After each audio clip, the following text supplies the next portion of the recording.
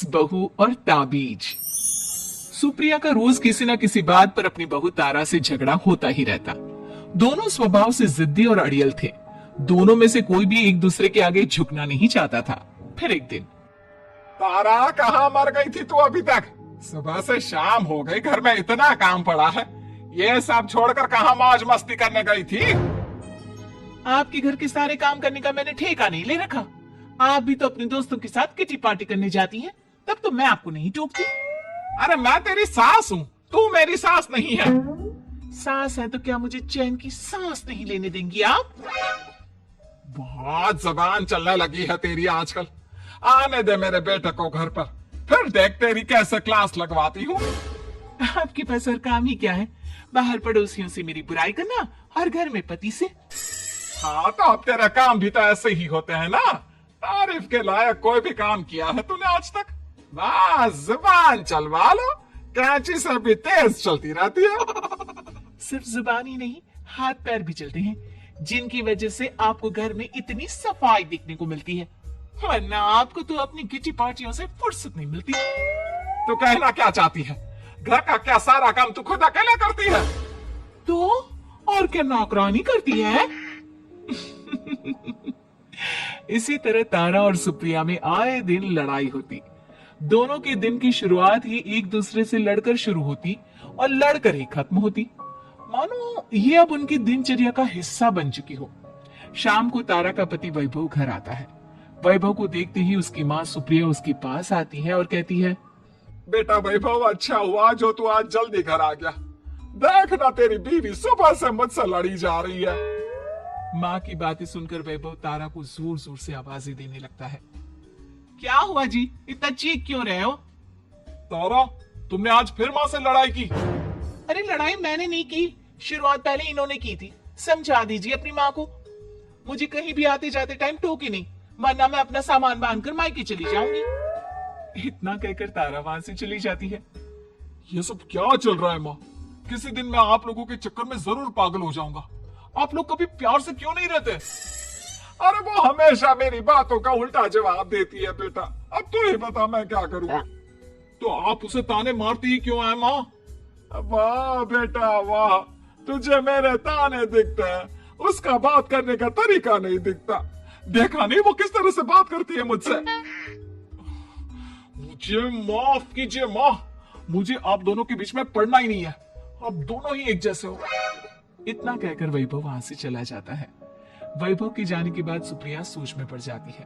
धीरे धीरे समय बीतने लगता है और एक दिन सुप्रिया को पता चलता है कि उनके गांव में एक महात्मा ठहरे हुए हैं जो वशीकरण करना जानते हैं। तो सुप्रिया भागते हुए उन बाबा का पता ढूंढने निकल पड़ती है।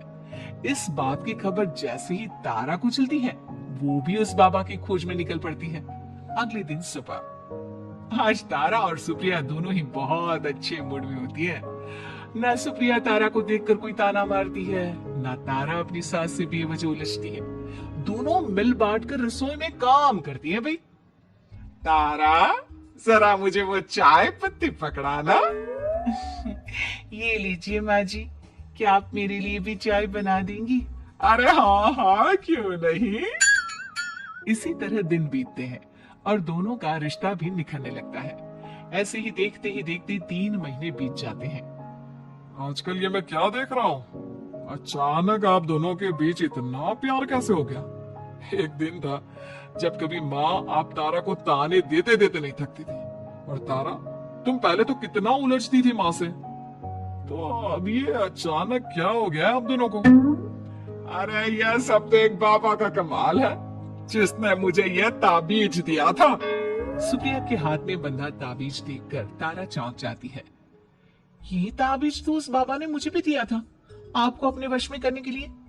इसका मतलब तू भी उस बाबा से मिलने गई थी? आपकी हरकतों की वजह से ही मुझे जाना पड़ा था। ये सब क्या चल रहा है? मुझे तो आप लोगों की कोई भी बात समझ में नहीं आ रही। सुप्रिया वैभव को सारी बात बताते हुए कहती है, अरे जैसे ही मुझे पता चला कि हमारे गांव में जाने माने तांत्रिक बाबा आए हुए हैं जो वशीकरण करना जानते हैं, तो मैं बिना देरी किए उनके पास चली गई और बहू को अपने वश में करने की इच्छा उनके सामने रखी, जिससे ये मेरी हर बात माने। बाबा, मैं अपनी बहू से बहुत दुखी हो चुकी हूँ। वो मेरी एक बात नहीं मानती। आप कुछ ऐसा कीजिए बाबा जिससे मेरी बहू मेरी हर बात मानने लगे। पहले आप मुझे अच्छे से बताइए, आपको अपनी बहू से आखिर परेशानी क्या है? बाबा वो मुझसे कभी प्यार से बात नहीं करती। मैं उसे एक बात सुनाती हूँ तो वो पलट कर 4 बातें सुनाती है। आप कुछ ऐसा कीजिए ना जिससे मेरी बहू सारी बातें मानने लगे। बाबा सुप्रिया की बातों को ध्यान से सुनते हैं और उसके बाद सुप्रिया को एक काले रंग का ताबीज देते हुए कहते हैं, ये ताबीज तुम्हें अपने गले में पहनना है और जब तक मैं ना कहूँ तब तक इसे उतारना मत। तो क्या इस ताबीज की मदद से मेरी बहू मेरे वश में हो जाएगी? सिर्फ वश में ही नहीं, इस ताबीज के कारण तुम्हारी बहू तुम्हारे आगे पीछे भी घूमने लगेगी। लेकिन बस तुम्हें कुछ काम करने होंगे। कैसा काम बाबा जी? तुम्हें अपनी जुबान पर काबू रखना होगा। उससे जो भी काम करवाना हो हमेशा प्यार से बात करनी होगी। धीरे धीरे वो तुम्हारे मुट्ठी में आ जाएगी। अरे ठीक है बाबा जी, जैसा आप कहेंगे ठीक मैं वैसा ही करूंगी। तारा ये सब सुनकर चौंक जाती है। ऐसा ही कुछ तो मेरे साथ भी हुआ था जब मैं उस बाबा से मिलने गई थी। बाबा जी, मैं अपनी सास से बहुत तंग आ चुकी हूँ। वो हर रोज किसी न किसी बहाने मुझसे लड़ती रहती है। आप प्लीज कुछ ऐसा करिए ना जिससे मेरी सास सुधर जाए और मुझे बेवजह टोकना बंद कर दे। तारा की ये बातें सुनकर पहले तो बाबा सोच में पड़ जाते हैं। उसके बाद वो तारा को भी काले रंग का ताबीज पकड़ाते हुए कहते हैं, ये लो बिटिया, इसे अपने गले में पहन लो और जब तक मैं तुम्हें इसे उतारने के लिए ना बोलूं तब तक इसे उतारना नहीं। इस ताबीज को पहनने से तुम्हारी सास तुमसे प्यार करने लगेगी और दिन रात तुम्हारे आगे पीछे घूमेगी। ये सुनकर तारा बेहद खुश हो जाती है। बाबा, इस ताबीज का असर कब तक होगा? अगर तुमने मेरी सारी बातें मानी तो इस ताबीज का असर तुम्हें 2 दिन बाद ही दिखने लगेगा। उसके लिए सबसे पहले तुम्हें अपनी सास को इज्जत देनी होगी, उनके साथ प्यार से बर्ताव करना होगा और अगर कोई भी काम भी करवाना हो तो प्यार से ही बात करनी होगी। फिर देखना वो कैसे तुम्हारे इशारों पर नाचती है। ठीक है बाबा जी, जैसा आपने कहा है मैं ठीक वैसे ही करूंगी।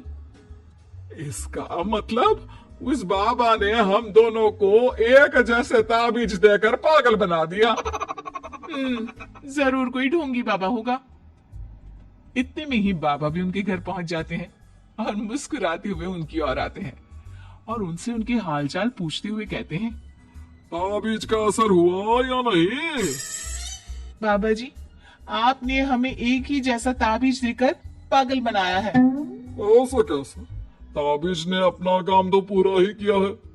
आप दोनों को देखकर लगता तो नहीं कि अब भी आप लोगों के बीच कोई खटपट है। खटपट तो नहीं है बाबा जी, अब तो मेरी बहू मेरी हर छोटी बड़ी जरूरतों का ख्याल रखती है, मेरी सेवा करती है। हाँ, वैसे अब तो मम्मी जी मुझे ताने भी नहीं देती और ना ही कहीं आने जाने में टोकती हैं। जानते हो ये सब कैसे संभव हुआ? कैसे बाबा जी? यह सब तुम दोनों के कारण ही संभव हुआ है। मैंने जो ताबीज दिया था वो सिर्फ एक धागा ही था। ये चमत्कार तो तुम दोनों ने अपनी जुबान पर संयम रखकर प्यार और संयम के साथ काम करके किया है। बिटिया, कुछ कमी तुम्हारे अंदर थी तो कुछ कमी तुम्हारे सास के अंदर थी। इसीलिए तुम दोनों को सुधारने और तुम्हारी गलती का एहसास कराने का यही एक रास्ता था। बाबा की ये सारी बातें सुनकर सुप्रिया और तारा एक दूसरे की ओर देखने लगते हैं। अब उन दोनों को अपनी गलती का एहसास होता है। शायद आप सही कह रहे हैं बाबा, मैंने कभी अपनी बहू को समझने की कोशिश ही नहीं की। मैंने भी तो कभी आपकी उम्र और ओहदे का लिहाज नहीं किया और जो जब मन में आया बोलती चली गई। हो सके तो मुझे माफ कर देना मम्मी जी। चलो फिर, अगर सब ठीक ही हो गया है तो बाबा जी अब आप भी वापस अर्जुन बन जाइए। वैभव की बात पर बाबा अपनी नकली दाढ़ी हटाते हैं तो उसे देखकर सास बहू हैरान रह जाती है। अरे अर्जुन भैया, आप? हाँ भाभी, आप दोनों के रोज रोज वाले झगड़ों से परेशान होकर एक दिन मेरे इस दोस्त ने एक प्लान बनाया और मेरी मदद मांगी, तो मैं इनकार कैसे कर सकता था। और देखिए आज उसका नतीजा हम सबके सामने है। सब जोर जोर से हंसने लगते हैं।